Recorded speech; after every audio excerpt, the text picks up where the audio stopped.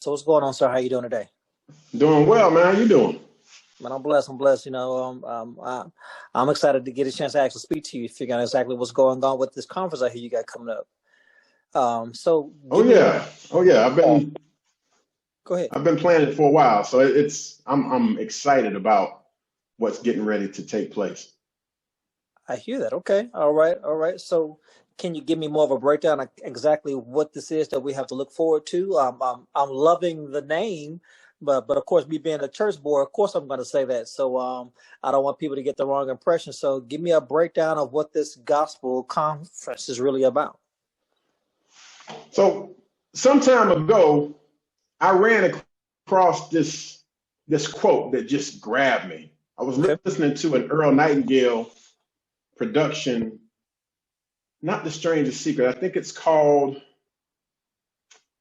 The name escapes me right now, but he said something to the effect of using your unique combination of powers. Okay. And when he said that, I was like, whoa, that's good. And I had always been pursuing an answer to the question, why do so many people not use their gifting to get ahead in life? Hmm. And so that became the thing that I grabbed a hold of to say, it's something in that unique combination of powers that's going to allow me to answer that question. And the gospel of truth about you is the evolved version of a unique combination of powers. And it puts at the center of that conversation the elements that God placed in you to solve a particular problem during your time here on the planet. Okay. All right. So in a sense, how I'm kind of hearing this is like, well, obviously I see the biblical base behind what it is that you're trying to do.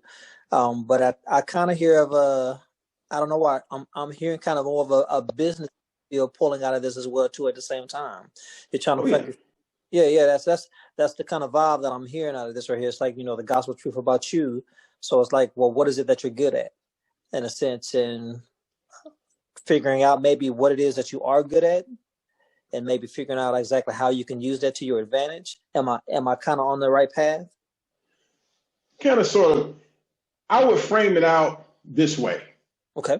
And the gospel of truth about you is about this very thing: conversations to maximize what you love, Yeah.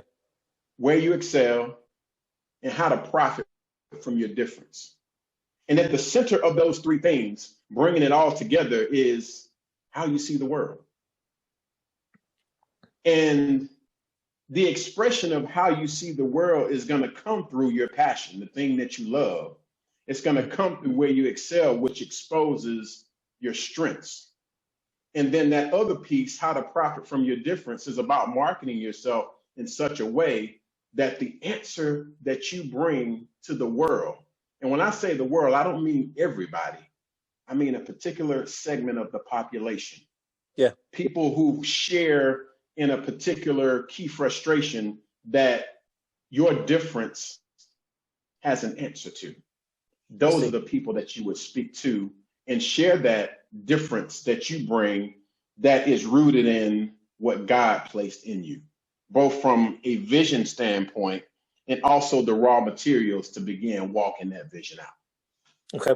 So so hearing that right there, so we getting a little deep. I hear that. So what do you say about those that actually they feel like they think they have something, but they fear they fear what they have may not be acceptable around the folks that they I guess they're as people say they're day ones, the people that they feel are those that are that they have a lot of sway of influence around their boys, their people, um, their chosen few or their circle. What Mhm. how do you what do you say to that right there? As you can say, what is it? What if they feel like they've been playing up a particular type of person. I think I spoke to you before a while back. I think I said something about a lot of times people are on stage when they're Okay. around. they're around a lot. Yes, So sir. the question is now I'm asking, so how does a person break down that wall of showing the people that they're around that, hey, there's actually something else in me that I'd like to show, but I'm not for sure if that's going to be acceptable in your eyes. Okay, a few things on that. Okay. Jesus was not popular in his own town. Come on now. Okay, he Yeah. had to go to another place No, to it's share the gifting that was placed in him. yeah, And from a different perspective, yeah. Mike Murdoch said, "Go where you're celebrated, not where you're tolerated." Ah, come on. And All so, right. oftentimes, people are amongst a group that think on the level that they're trying to rise above. Yeah, And so it's important that you recognize your friends yeah. and the value that they contribute to your life, but also understand that they may not have the thing that you need in order to go to that next level of either access or Mm-hmm. that next level of opportunity. Yeah, Whatever it happens to be, that particular group might not have that information. yeah. But it doesn't mean that they don't want you to get it. True. Because oftentimes one person gets out within a particular group and then they come back to invite others to get out also. Yeah, Some will come, some will stay, but everybody will be extended the opportunity. So you don't denounce your friends, but you go and get some new friends who can equip you with the things that you need in order to move in the direction of that vision that God placed in you. yeah. I like that. Yeah, I Mhm. like. I don't think that happens a lot with people because I know I know of many people actually that probably feel the same way I feel at times when you know there's something else there, Mhm. but you find yourself being around those that may be bringing you down, and you Okay. or might be tolerating you because they know what's comfortable around you, what's acceptable around you, or what's acceptable around Mhm. them. So you have to play it up. Right. But I Mhm. do think that that causes us to put ourselves in a box, and not actually and not look outside of what it is that we've created, I guess you can say. Um, um, so I understand where you're going with that right there. I mean, that's facts right there. That I get that. Mhm. So I'll ask this as well too. Then I guess kind of going on that same level. Um, do you? How can I ask this? Do you feel that? Do you think people have an issue with changing? I guess you can say, because they get comfortable in that box.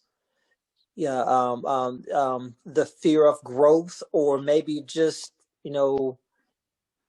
I don't know, maybe just the fear of the unknown because I don't want to go so far left, but when you think about those that are afraid of entrepreneurship because of the possibility of failing, and they're Mhm. so used to being an employee because of the security behind being an employee, Okay. uh, do you think is there a way to combat that fear, or um, do you think there truly is a fear? Number one, that's really kind of what I'm saying. Is there really a fear there? And if there truly is a fear, what are some steps that possibly helps people combat that fear, Mhm. to be able to look past the norm that they've created and allow their creativity to work towards their advantage or for their advantage? Okay. So in dealing with the fear element, because it's real, Yes. whether you imagine it or whether it is truly something to fear, like a big dog chasing you down the street, and you're running and you're probably panicking Yeah. because this dog is ferocious. That's Yeah. real fear. Yeah. You can't tell me that it's not. And some people wouldn't have a fear of that because they've had an experience with dogs, perhaps, that Yeah. allows them to know how to respond to that animal and not be in a compromised position. So, with some of the things that you said, we've learned how to be employees. Yeah. The system that we spend the majority of our time learning in, I believe, is structured in such a way to create employees. The typical school system does not lend itself towards entrepreneurship. True. So there's going to be, for any person that jumps into this particular realm of economics, Mm-hmm. they are going to have to wrestle with their fear. But here's what I have discovered to combat fear. Mm-hmm. There is a built-in confidence that's associated with that unique combination of powers that I talked about. Okay. And when you add the elements of the gospel, the truth about you, to it, now you have the power of God on the very front end to guide you through the experience of navigating your fear. And we know based on scripture that God is love. Yeah. And we also know based on scripture that love never fails. Sure. But prior to 1 Corinthians 13, you have 1 Corinthians 12, which talks about all of the pieces that make up the one body.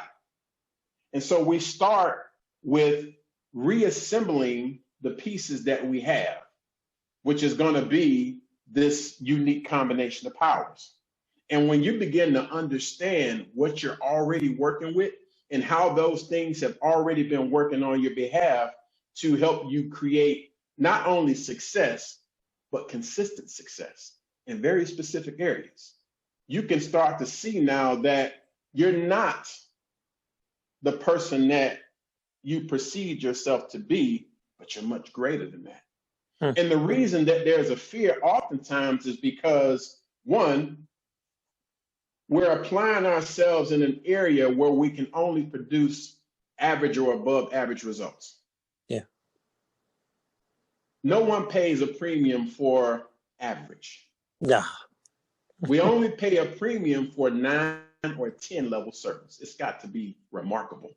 Yeah. And so in order to get to that place, you have to shift your mindset from working on your weaknesses to building your strengths. Yeah.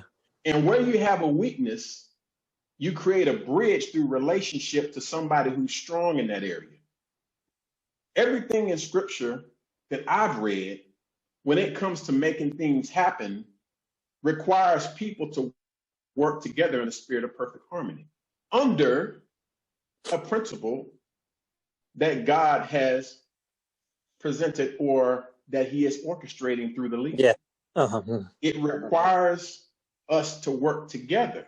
So you have, I know from our conversations and some of the assessments that we've done, you have this power called woo, winning over others.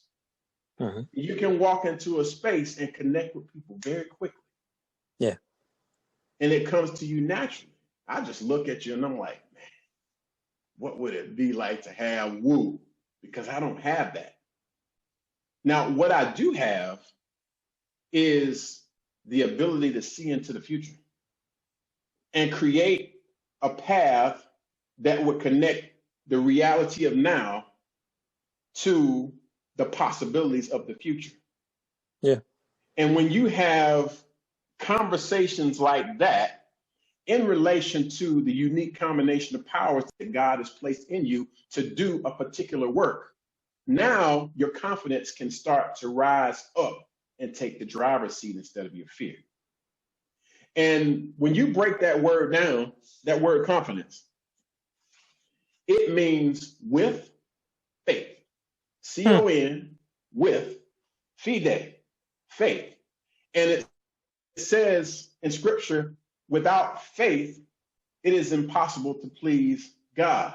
Yeah. And so he's giving you a seed, a mustard seed called a vision, Yeah. something for you to go after using the tools that he's giving you. And Yeah. when there is a tool that's lacking, he sends someone that you can connect with through relationship.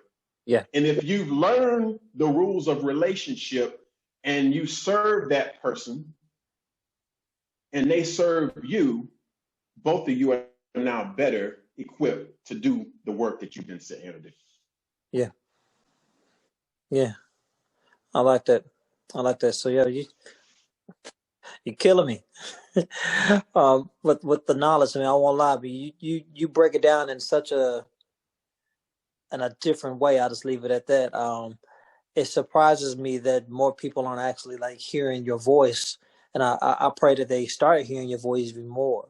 So so I guess kind of getting more off of us for a second, I want to dig more into exactly what we're going to look forward to coming up in this teaching.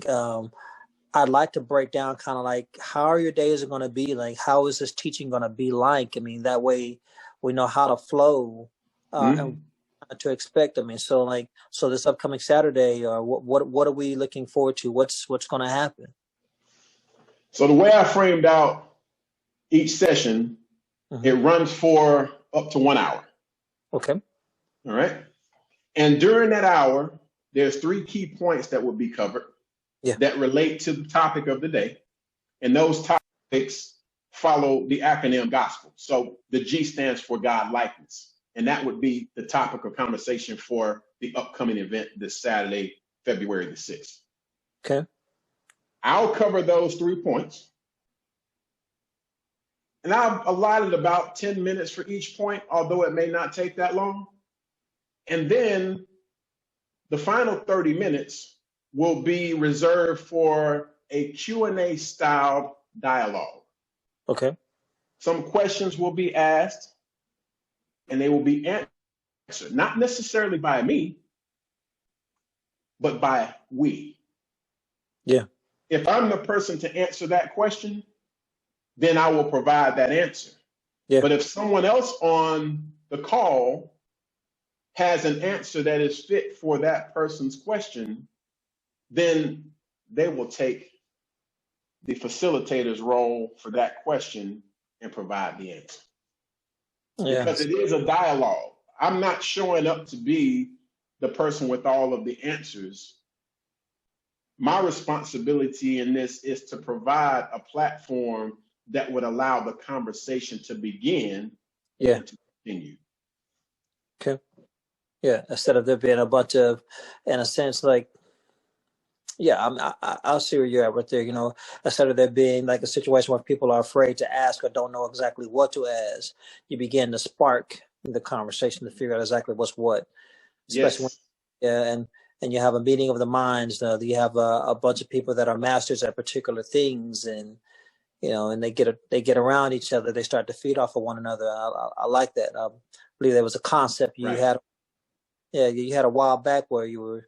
It was similar to that, where you had a couple of people in the room and one person in the middle that had questions, and the people in the room were able to answer those questions to make that person feel confident about what was what. You know, they got the knowledge that they needed. You know, it was like you said, yeah.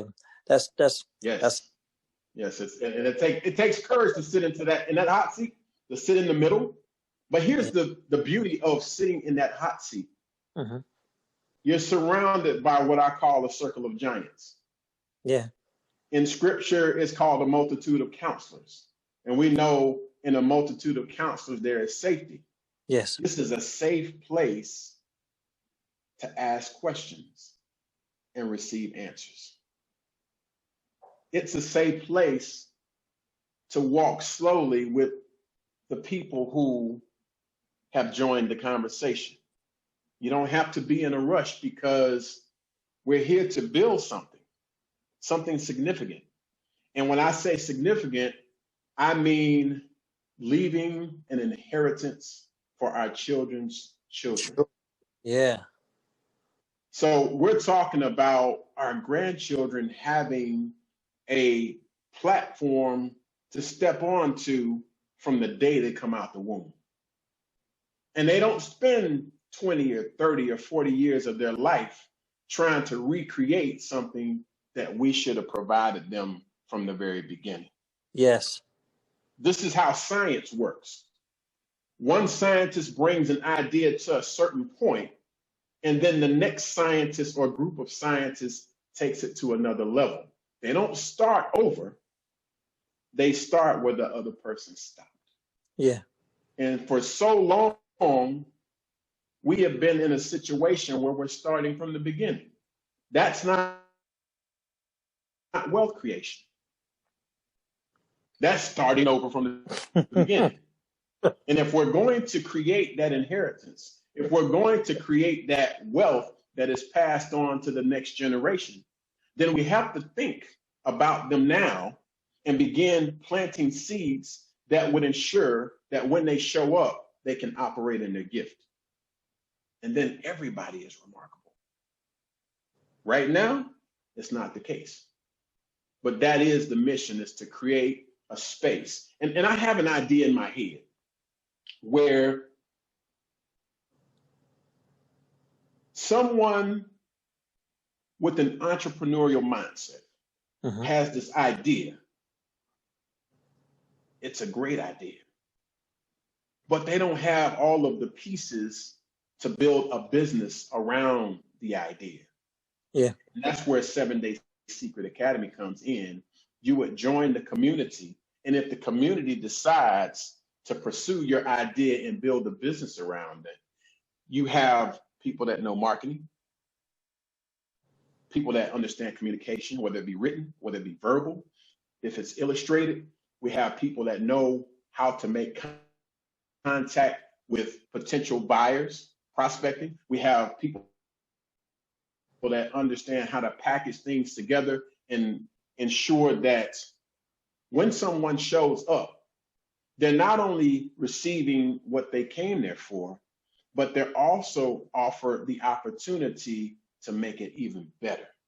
And this is all about putting things together in such a way that in this community, if you have the business idea, we're going to build a business around it, and it's going to be profitable. Yeah. And that would eliminate what the one thing that frustrates me to no end is the personal growth business as a whole is huge. $1 billion business. Yeah. But it's so difficult oftentimes for people to get into the business when there's others who know the answers to the questions that they're facing. But they spend days and weeks and months and sometimes years toiling to figure out how to make it work when somebody else already knows. And what I want to do is capture that knowledge inside of an ecosystem where if you come into this space and you have the right attitude, we're going to set you aside. I need you to go work on that vision.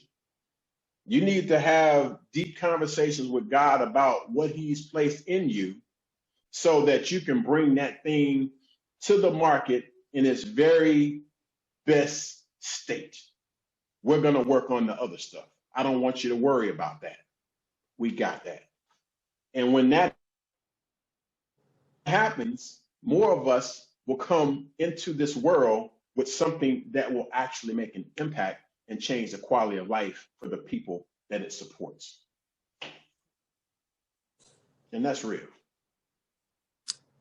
I spent a lot of time studying, and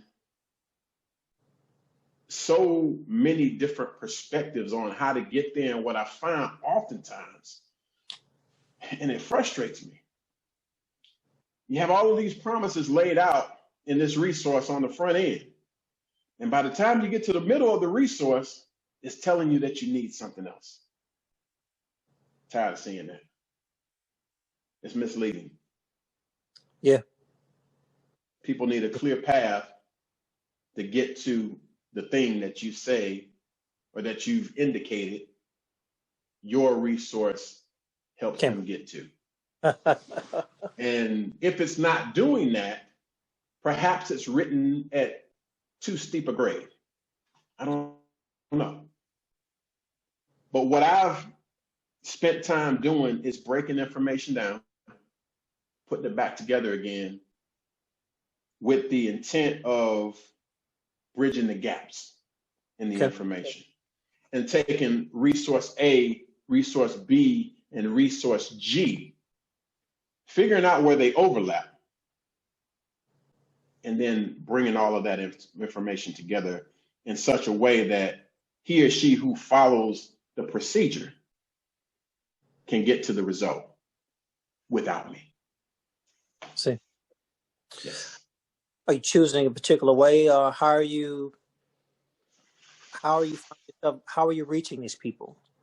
You know, how if I ask like that, or what how do they know that you've got this for them? That is the maze that you have to walk through. Okay. Everybody's got to find where their customers are. Okay. Sometimes it's obvious. Sometimes it's not so obvious. You just got to figure it out. Now, sometimes they may be on Instagram. Others may be on Facebook. Some of them you might find on Google. Others you might find in a particular organization, such as a church or some type of club. It all depends on who you're targeting. You just got to figure out where those people are. Yeah. And begin to establish relationship so that when the conversation comes up, the problem comes up, you have an answer. How about say you got it? You got it. And I like to follow a process that's called the 12 stages of intimacy for business. Okay. And the first 3 levels are the only 3 levels that are important at this stage of the conversation that we're having, which is eye to body. I see you, but you don't see me yet. Eye to eye, we see each other. And then voice to voice, we begin a conversation. And that conversation is either going to lead to a second conversation, and a third conversation, and a fourth conversation, or you will realize that the two of you don't have a shared interest, so the conversation ends. And that it's as simple as that. When you begin searching for the people who are going to gravitate towards the problem that you're solving and the solution that you provided for. Because I find also that you can have 2 people solving the same problem. Yeah. One person is drawn to person A, whereas the other person is drawn to person B. And sometimes you know why that is, other times you don't. But you continue to follow that process, eye to body, eye to eye, voice to voice. Start the conversation. And let the conversation be the conduit through which the two of you build something together. Gotcha.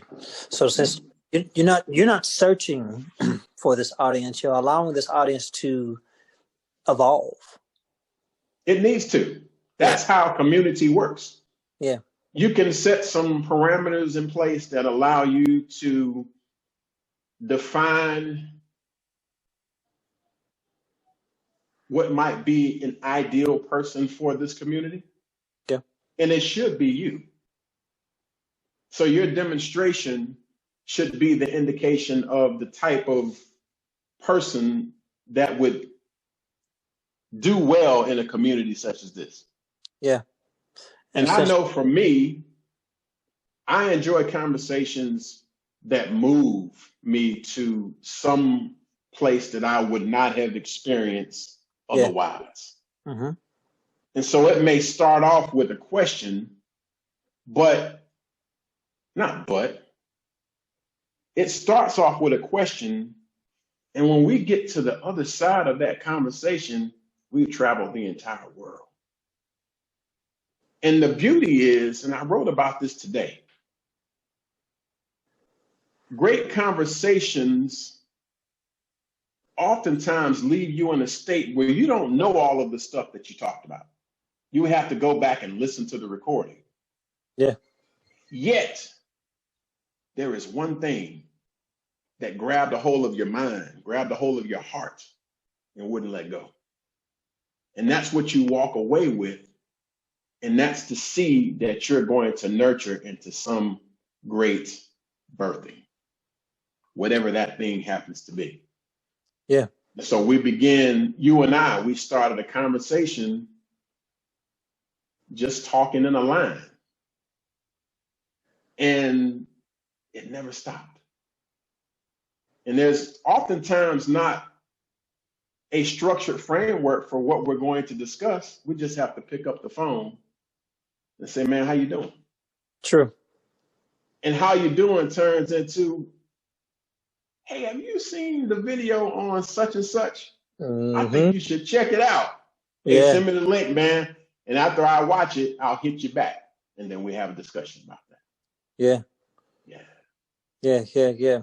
So it's what everything you just said, man, gets a breakdown. It kind of even reminds you of, well, really, it is a relationship.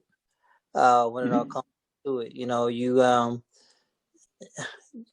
as you said, you allow things to evolve, and then you want to model what it is that what you want or what you expect. And so, in a sense, if you know you are actually looking, you're on a business sense, you want particular things on a business level, you try to present yourself on that level of interest of what it is that you're seeking. From that, even I don't want to say, even if you have to in the beginning seem like you're faking it until you make it because you want to know more and more and more.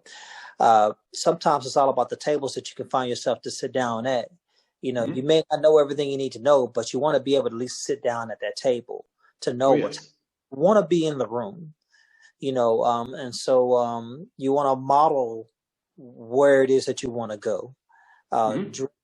Dress for success, speak in a level where you want to be, how you want to be spoken to, So yeah, I totally feel you when you say that right there. You have to actually have to start showing what it is that show what you're seeking in a sense, and that begins to come. Start speaking, if you want to go biblical about it, start speaking the things that you want to come into existence instead of holding back what it is that you feel inside.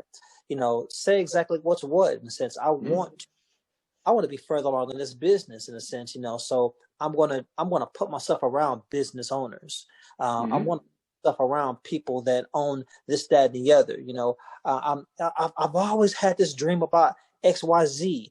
I wonder, and I think what happens with a lot of us, we have that mindset of wondering, or it's still in your hair, it's in the air, it's in the clouds, and you find yourself, you think like, well, God he's dealing with me right now. There's so much in my mind.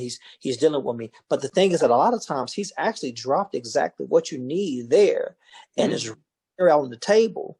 But you're questioning what it is that's been dropped right there in front of you, the person that's been said in front of you, the word that's been spoken to you. You're questioning it because you're trying to, you're looking at it from a human level instead of a celestial level. In a sense, you think we're not thinking past ourselves. We're thinking so much on a surface level instead of taking it a little bit deeper and understanding exactly what's what. So I think that begins to, when we begin to do that, I think that actually fuels that fear actually that we spoke about earlier. Because now what you're doing, you're now starting to create excuses about, well, why? That can't be what he's trying to say. And then now you try to create stories. And now, now you've lost the thought that he placed in your mind when he's trying to, hey, this is what's what. So anyway, it just brought me back to that, when you made that comment. Yeah, that's the thing with the gospel of truth about you. There's a lot to cover. There's a lot to learn. But the one takeaway from the gospel of truth about you is confidence in the thing that God has placed in you and the tools that he gave you to pursue it. That's it. We're not talking about building a business at this stage. We're talking about you being confident in what you have, the stuff that's in your toolbox. And the beautiful thing about it is these are tools that you've already used, but never acknowledged because you didn't have a way to classify them. This conversation gives you a way to classify them so that you can use them more intentionally. Yes.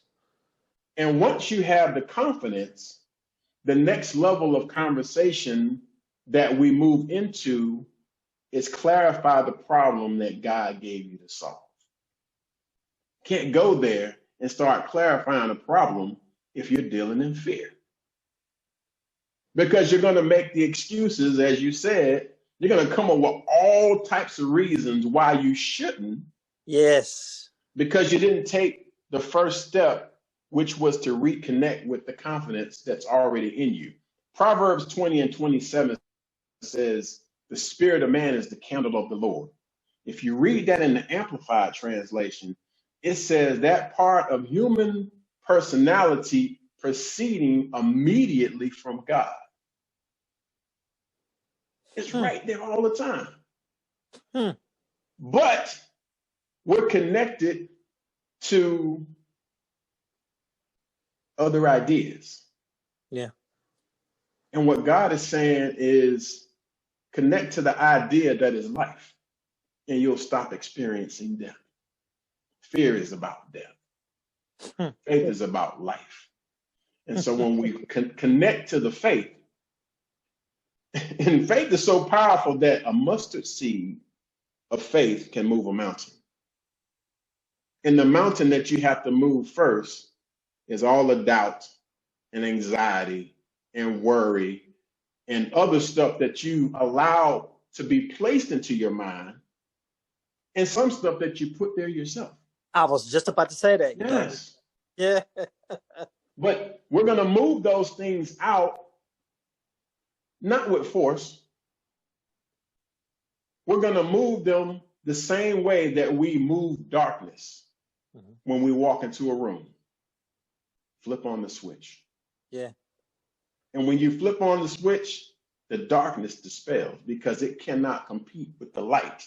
Yeah. And that's what faith does to fear. So we build confidence in you based on what you have. And then when you go back and look at your history, you're like, oh, wow. And I had this epiphany around November of 2018, maybe just a little bit before that, where I was reviewing my skill set for a 20-year period. And I didn't see myself in the light that I actually was because I was looking through somebody else's lens. Yeah. But then I was shown, hey, this is what 20 years of experience in this particular area looks like.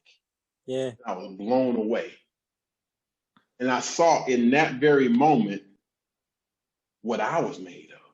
Yeah. And it allowed me to act in accordance to that idea versus the one I had prior to. Yeah. Yes. See, what you just said right there, do you personally possibly recommend people do that for themselves at some point to, in a sense, write down what you have achieved, or dare I say, create yourself a new resume for yourself and look back on what it is that you've actually achieved?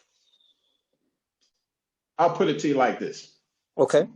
Maybe a little philosophical, but I think it works. You can either react to circumstance, or you can act from a vision.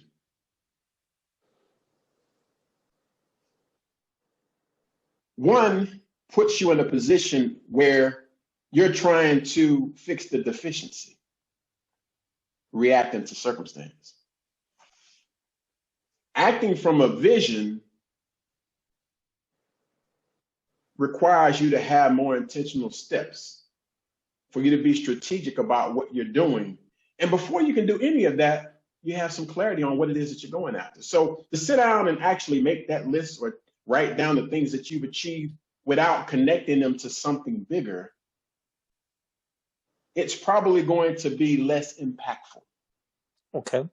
So it needs to be connected to something, because once you connect it to something, now you can put those things to work for you in a way that you've never put them to work for you before.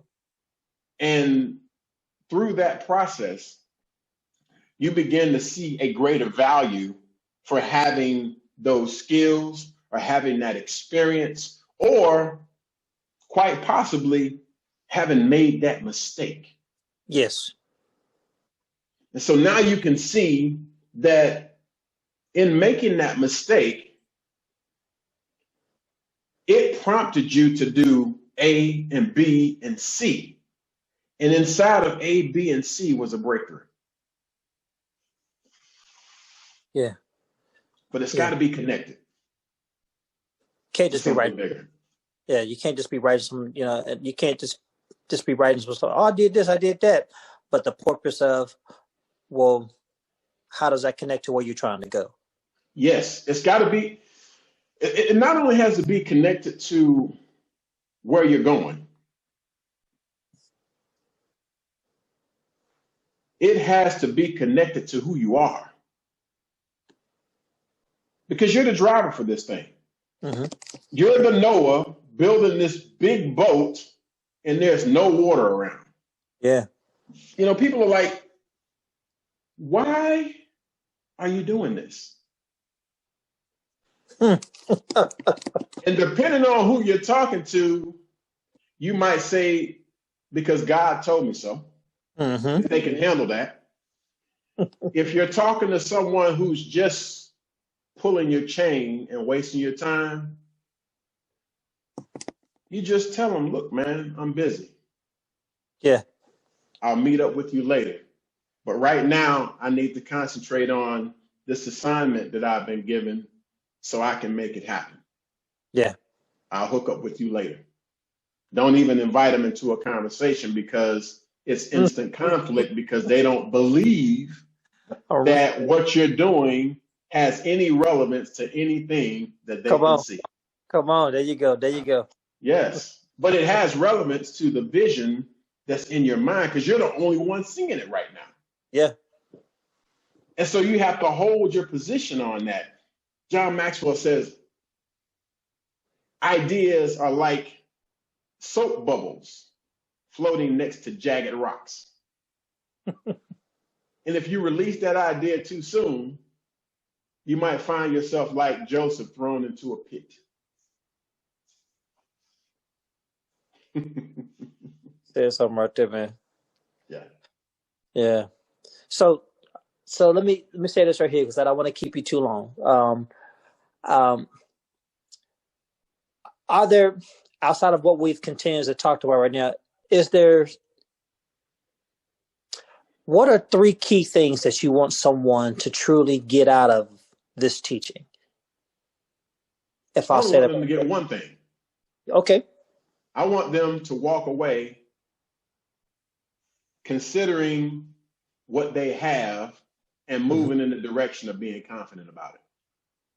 It's not all going to happen at once for everybody. It will be a process for many people that they'll have to go through, depending on how much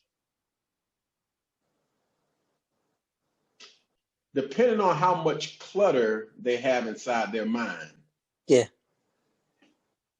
Some people will get it right away and they'll run with it.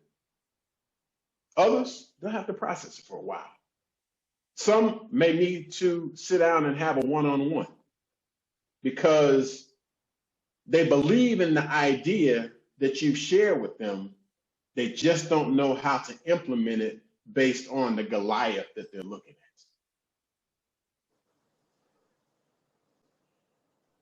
And so you teach them how to use their version of the slingshot to take the giant down.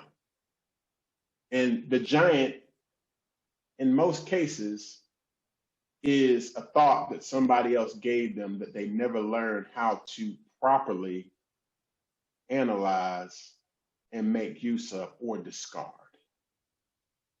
It takes confidence to do that, especially if it came from your parents. That's a whole nother.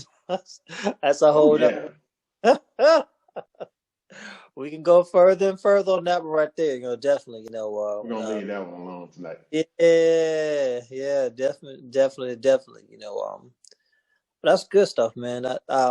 I'm looking forward to seeing exactly what I'm looking for the progression of this to see exactly Mm-hmm. what and I pray that other people that definitely find themselves engaging, Mm-hmm. uh, and I pray that those that need to jump in aren't afraid to engage with you or to want to know more. Mm-hmm. Because again, I pray that fear does not overtake their actions continuously, Mm-hmm. or they're questioning themselves doesn't take them away from progression. Um, um, I look forward to gaining more confidence myself. I mean, personally, I'm looking forward to it. This has been nice, man. Is there anything else you want to someone to know or anything like that? Well, I would say this, and this is in relation to what you just shared. Okay. This is a conversation about confidence. If you don't have it and you know it, come to the place where confidence is drawn out. We're not creating it, it's already there. We're Yeah. just going to draw it out of you. And all you have to do at this stage, if you're not ready to speak, is listen. Sit amongst the people who are having this conversation. And when something hits you and that light bulb goes off in your head, don't ignore it. Run with it. Or walk with it if you need to walk with it. Because everybody is moving along their path at their own speed or at their own cadence. We allow that. We're not rushing you to the finish line. We just want you to take the first step. Yeah. And that's it. Mm-hmm. Nice. Well, all right. Well, I can take it from there. I think that's all I really need to know. I mean, I've enjoyed this conversation, man. If nothing else that's out there, I'm gonna let you go and get back with your day and finish up your preparation for what's coming up this weekend. Yes, sir. I appreciate your time. I thank you for facilitating this conversation and look forward to us doing another. There it is. All right, my brother. All right, man. All right, good night. Good night.